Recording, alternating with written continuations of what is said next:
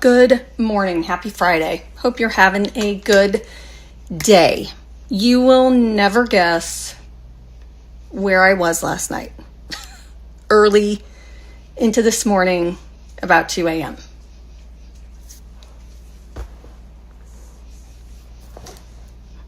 It happened again. Yesterday, I really wasn't feeling very well. I took a Tylenol in the morning. It didn't really help with pain, and then I took something a little stronger in the afternoon, and by dinner time I could hardly even open my mouth. It was so swollen and just painful. And I think I've mentioned to you this before, but if your parotid glands are covered with fascia, which is if you cut a chicken and that, sorry to be graphic, but that slimy clear coat that's on the chicken breast, that's what's surrounding your parotid gland. And so when your parotid gland tries to swell, it can't go anywhere. So I get pain shooting in my jaw, in my cheekbone, up into my temple, and down into my neck. So it's getting better today. I always get questions as to where this is coming from. I have an autoimmune disease that has scarred my parotid glands and I've got very dry eyes. And what happens is every time your parotid glands get infected like this, it just creates more scars. And when you try to produce saliva, there's no place for that to go. A lot of people say, well, just eat sour candy. I can't. If I ate sour candy, it would create more saliva with no place to go because there's so many scars everywhere. So on Tuesday, I'm going to have a procedure where they stick a small camera through the duct inside my cheek and go in and clean everything out and stretch anything they can and then fill it with prednisone, so steroids. So hopefully this won't happen. And also, if you think about a wound or any type of place on your body that has an infection, especially in a gland like this, once it becomes infected, it's very hard to get rid of that infection because it's still in there. The bacteria is still in there. The antibiotics do what they can, but you've got to go in and clean it out. And again, that's what I'm going to have on Tuesday. My voice sounds really bad because we didn't get home until 2. I fell asleep at 3. I tossed and turned and got up at 6 again. So I am mentally and physically exhausted. But the show must go on. Also, what this means is I'm getting another round of antibiotics. I can't do that breath test I was sharing with you yesterday because I have to be off antibiotics for a month. Yeah. I would say between the pain last night and it's still swollen, but I got a big dose of steroid, Decor, which takes it away pretty quick. But between that and starting steroids or antibiotics again, it's just, I just don't even have the words. I don't. This will be number 5 round of antibiotics since beginning of April. Yeah. Let's change the subject into something I love. Decor. I just climbed up in the eaves again. I like shopping in my eaves.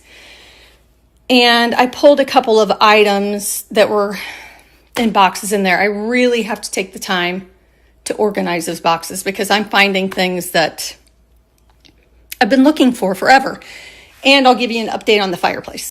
While I'm changing the battery in this guy, I will tell you about the fireplace. So I ordered, where did I put the batteries? I ordered the tile that I shared a couple weeks ago You were very, very clever and said that it was too pink, and you're exactly right. It was too pink. So I've been trying to send those back since then. No, I'm lying. In the last week, I've tried to send it back, and you have to go through email, and they're trying to, I know they probably don't like returns, but they're trying to talk me into keeping it and ordering something else. And honestly, if they have the same new bricks that I want to try on Amazon, that's a heck of a lot easier going through them. I bought those tiles directly through the manufacturer, the company, and they're wanting me to keep these tiles, and I don't like them. So the first round I bought off Amazon, I returned those. I'm trying to return the second round. The third round, I can find the same tiles on Amazon as I can this website. I'm going straight to Amazon because I don't have any problems with returns. I just return it and life is good. I don't have to email back and forth, and I even had to send pictures. They wanted to see why I didn't like the color, and I'm just, listen, if you know what this girls have been through this past week, you would just take this return. These are some of the things I found up in the eaves. I have these various pumpkins. I've gotten these at different places. I think that was Walmart, Amazon maybe, and the nested fig from Wesley. Then I found this old sock darner. I got this at Goodwill a couple of years ago. I found this old curling iron that my mother used to have. I found this old spool, an old brush that I picked up a while ago. It was $2. I found this old mirror. I found these Crocs, and I found this. This is a lid to one of the chamber pots. So let's go see where we can put some of this stuff. While I walk some of these items into the bathroom, I wanted to kind of clear up a couple of questions I'm getting. This isn't dental related at all. This was like this yesterday when I went into the dentist because I told him it's getting really sore, and he kind of milked the gland and even said, there's some thick drainage coming out. And I said, yeah, I can tell. Trust me, I can tell. I'm thinking it started with the strawberries, and I think that I created so much saliva, I just didn't have anywhere to go. And then it just sits there. I learned a long time ago in nursing school, you've got to drain the wounds. If you don't drain a wound, it won't heal. It just won't. And I think that's what's happening with this one. This one, I only have a little bit left. It's just the tail because they removed this. But this one is being very stubborn. Very stubborn. So let's do some fun stuff. This is a lid that I found up in the eaves. I washed it off, and can you see? It goes right here. I cannot believe I found that. And then I have these two. I've got a brush and a mirror. I know I have another mirror. So what I might do is rearrange some of this, or just lay the mirror and the brush up in there, kind of up so you can see it. And then the curling iron and this little guy. There's another darning. I don't know what these are called, sock darners. I think this is one too, so I might just leave those two in there. This was the little box that I got at the 127 garage sale. I think I got this in Van Wert. So as you can see, I just put brushes like that, and that will sit right there. And I was like, am I scratching the bottom of this? No, it's brush hairs. And then where I have to wash this mirror. But what I'm thinking of is maybe leaving some of these brushes for height But I need to find that other mirror, but maybe propping these up like this and doing something like that. Give me a second. So this is where I put the mirror and the brushes, and I've got one more mirror that I can put back there. And then if you remember, I got this little nail buffer.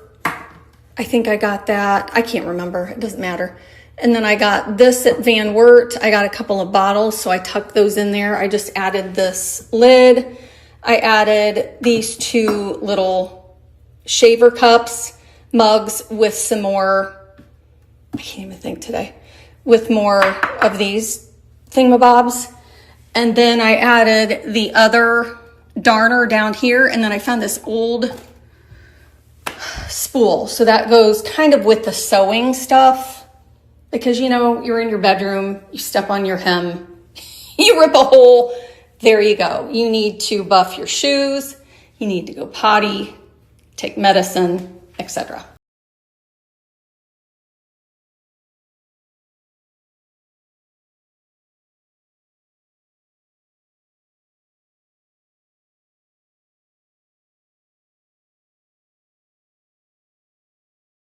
Crocks that have to go in my crop cabinet because I don't know they're there.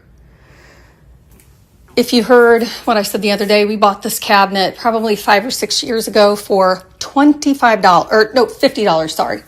I lied, $50. And look at that woodwork, it's stunning. It used to be an old gun cabinet, but I stripped it out and then I added these shelves a couple years ago to make it a little more functional.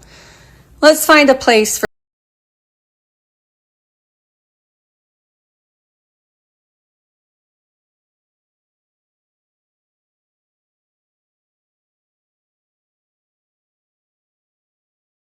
questions about how I bake my baked potatoes, my sweet potatoes. And this is what they look like. One moment. I cut them in half. I put a little bit of oil on. I used avocado oil. I seasoned them with salt and pepper. And then I put this side down. And the longer you leave them in there on a slower bake, the more caramelized they get. They're really good. Now, it's hard to use these in the potatoes that I used earlier today because they're mushy, but they're still so good. And I'll probably do another half a baked potato with a little bit in this for sweetness today for lunch. But these are really good, and you bake them until they're fork tender. Because I'm tired and feeling a little bit sorry for myself, I am going to make some low FODMAP peanut butter cookies. I didn't know that you could eat granulated sugar, brown sugar or regular sugar. I am using light brown sugar like this, and it's only half a cup in 12 cookies, so there's not that much in it. And there are only 4, possible 5 ingredients in these. You use a half of a cup of brown sugar. I'm not going to pack it that hard because I'm trying to, and then 1 egg. And someone asked me what kind of peanut butter I use. I got this at Harris Teeter, but this is what I buy from Aldi. All it is, it's just roasted peanuts and salt. I think that's it. So I'm going to use 1 cup of this, and I grabbed the crunchy this time. I think that would be really good in cookies. And then it's, I think, 1 egg and vanilla. And I won't need to put any salt in it because I think there's salt in here. I do have left 3 squares of chocolate I'm going to throw into. This is what Bug lives for. This is, if you would ask him, what is your favorite part of my day? It's licking peanut butter off of a spoon and maybe snuggling with his mom. But I think peanut butter probably beats the snuggling with mom by far. I've made these types of cookies before. They don't have any flour or anything. It's just peanut butter, 1 egg, vanilla, and brown sugar. And I'm going to add I think I have 3 squares left of dark chocolate. It's 70%. It's a really good quality chocolate because you can eat that. And I am going to chop that up and put it in here. This should make 12 balls, I think, cookie balls. And then you bake it at 350. Bake them at 350 for, I think, 12 minutes. But this is, and I'll share the recipe next, but this is what the dough looks like. I could just eat the dough by itself. And then I'll crumble the chocolate in them as well. This is how much chocolate I'm putting in. It's not much, but I really don't need anything. And a lot of this with this diet is also portion control. You have to be careful. There's a certain amount of bread you can eat a day, certain amount of sweet potato you can have in one sitting. And I also noticed that I don't know if I told you this. I can't remember. I honestly can't. But I overate just a smidge the other night, which I never do. I always take smaller portions and eat until I'm just satisfied. And if I leave food on my plate, that's just the way it is. But this is very important. You do not overeat on this diet. You don't. Because you're trying to eat less and easier things to digest. But where I was going with that I overate the other night, I was a little bit no bueno. So, hey buddy. Those are in the oven, and when they come out, I'll show you what they look like. One other thing that I'm learning about this diet, and I don't mean to bore you with this because that's not the plan at all. I just know I've gotten a lot of messages from people that are gluten-free, lactose-free, that have had this issue. And I'm just trying to give a little bit of information to people that might have a stomach issue and just don't know what to do. It's not only portion control, but you're not supposed to have snacks either. No snacking. I eat 3 times a day and I'm done. And I fast probably 12 to 14 hours from one day to the next. I always do anyway. I always do. But I can definitely feel a difference with how my gut is reacting to this now. With this new antibiotic, I don't know. But let's not talk about it.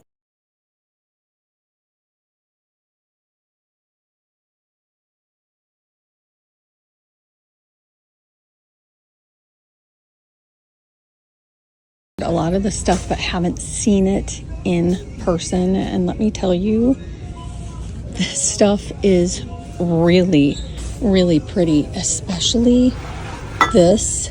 This is a Better Homes and Gardens picture. Look how pretty it is. They have it in a picture. They have it in this 4 mug set. This bake and storageware. These are, this is like a casserole dish with a lid. They have a pretty pie plate and this platter. Also have a bunch of green stoneware, which is really pretty. They've got the bowl and the platter, and they also have this baking dish in the green and the taupey purple. And this is what I'm dying over. These are glass. These are glasses, and they're made of glass, which is so nice. And they're so stinking pretty. They've got the smoky brown, this really pretty purple, and then they also have this clear glass, and it's fluted. It's got a really pretty top, and it has a plastic straw, and it's less than $5.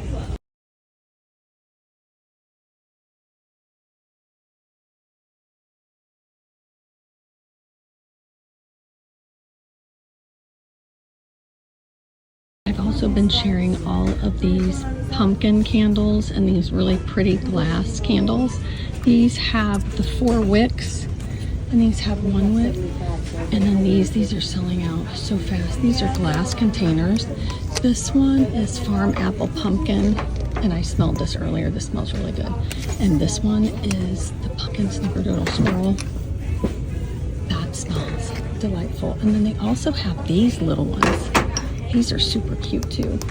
I've gotten a lot of questions about the bracelets that I've been wearing recently. I don't have them on today because I was just too tired to put them on. But I wanted to share them with you because one of them I have had, I think, since Rob and I were dating, and that was 16 to 17 years ago, and it's held up that well. This one is the one I get the most questions about, the circle one. I got this one at the jewelry store in Decatur, Indiana, and I'll try to get a close up. It is made in Italy, and I get my special bracelets from there. It's budget friendly. It's rhodium plated. And I found something similar on Amazon if you like that look, and I will show you the rest of these and why I love these together. This one I got for Christmas last year. This is a little paper clip bracelet that is such good quality. Again, it's rhodium plated, and I love the feel of it. It's really, really smooth, and it just looks so good with these other two. And finally, this one is the one that Rob bought me. I swear it was when we were dating, so probably 16 years ago. This is a Swarovski Ember Emily tennis bracelet. I have had it that long. I've worn it so many times, and it does not show any wear and tear. And for a tennis bracelet, the reason why I love this one so much is because it's very pliable. It's not stiff, and it's very easy to put on. And I just love the look of these three together. You've got a little bit of bling in the tennis bracelet. You've got these circles with the texture going on, and then you have the smooth paper clip bracelet. And all of these are budget friendly. They look expensive. They look like white gold, but they're rhodium plated, so they last forever.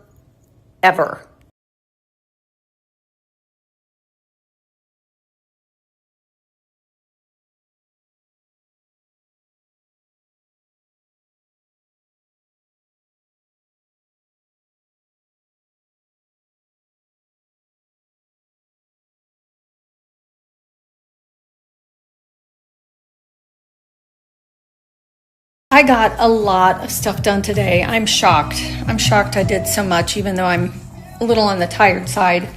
I'm hoping to go to bed by 8. I probably won't make it.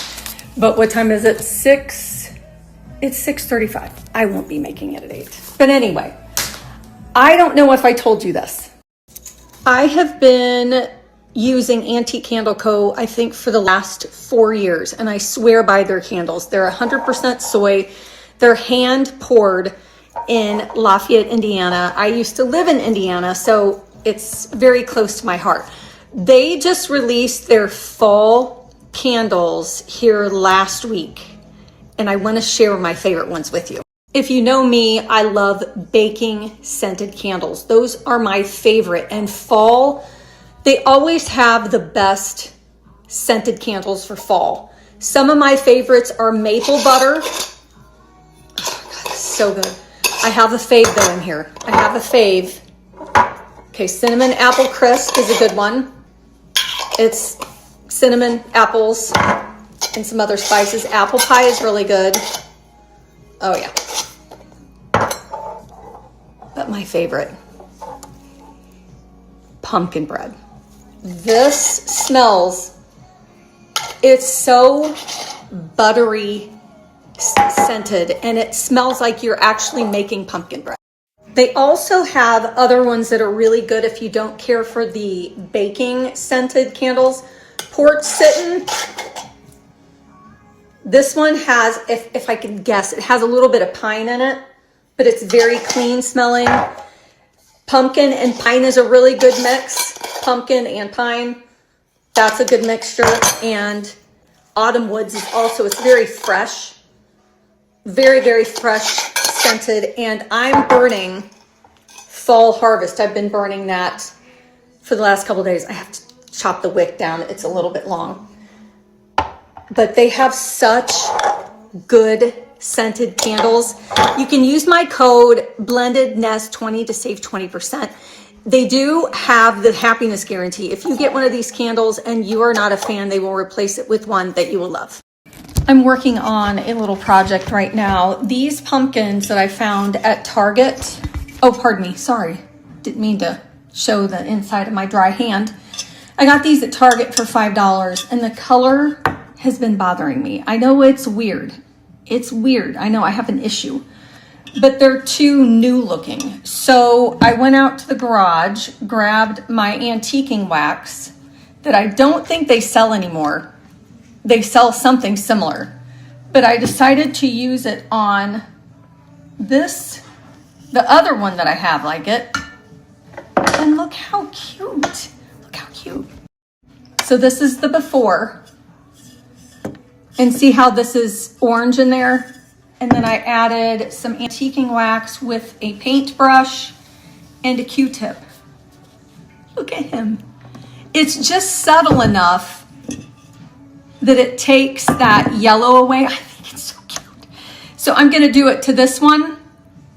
These sit up in that cabinet right in there, and I'm trying to make them look older, but I definitely think this looks a lot better than this one. And then I'm gonna do this one next, and the one out in the living room that's white.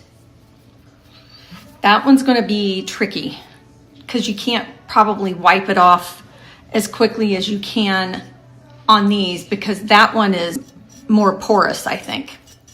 So we'll see.